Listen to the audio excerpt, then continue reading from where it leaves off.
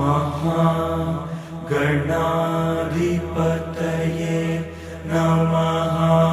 गुरुर्ब्रह्मा गुरुर्विष्णु गुरुर्देवो महेश्वरः गुरुः साक्षात् परब्रह्म तस्मै श्री गुरवे नमः।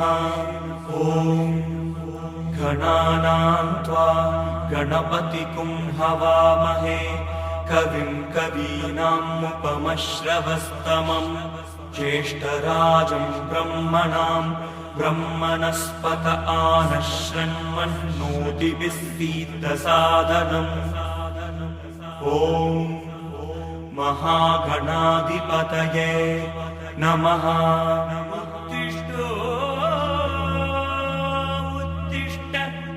उत्तिष्ठ उत्तिष्ठ गोविन्द गोविन्द उत्तिष्ठ गरुडध्वज।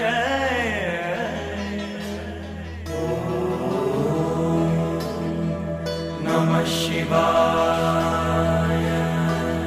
ॐ श्री महा